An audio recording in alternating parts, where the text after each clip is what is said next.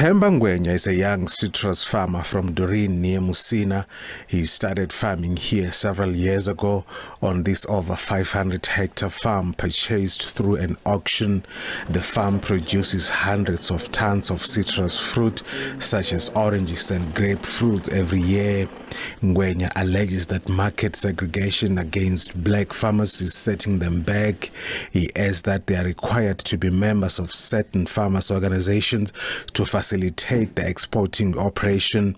However, Ngwenya says the intricate process of applying for membership is marred by much red tape. It's sad because we are using the same production inputs. Your costing per hectare, your fertilizers, the water and the likes. But as a black farmer, you then have a challenge to market access due to you need someone with a proper brand to be able to take your fruit to its proper destination, of which everyone who's farming now is looking for export.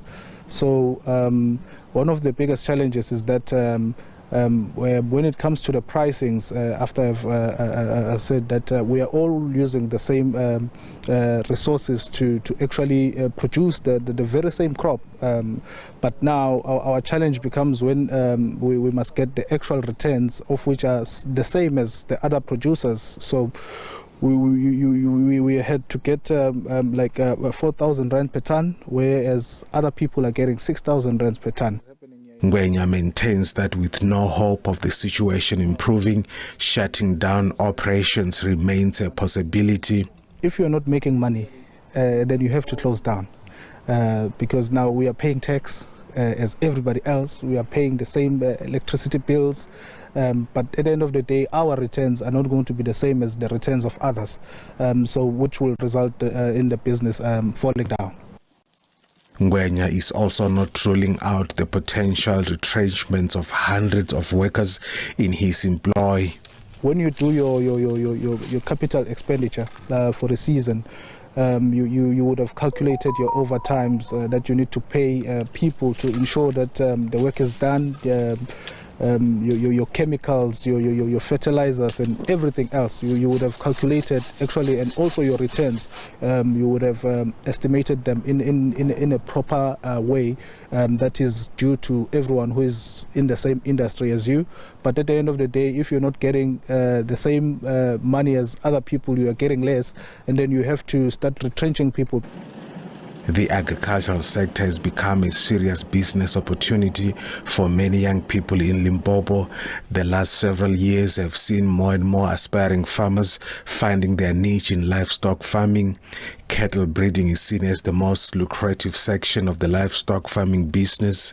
Due to its natural resistance, resilience and marketability, the Bonsmara cattle is increasingly becoming a sought-after breed for young farmers. But some farmers say auction monopoly and market entitlement by their white counterparts are throwing a spanner in the works. They allege that despite ticking all the boxes, their animals are either turned away or sold at significantly low prices when placed under the hammer.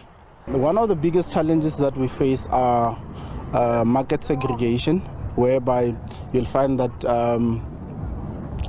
there's certain markets that are for the few, like a few people, and then a few breeders. And then these markets that when we try and penetrate them, it's very difficult. They'll want you to be part of a society. Then when you become part of a society, then to maintain that, the cost of doing that it's so exorbitant that it's so hard for black people to get into that market.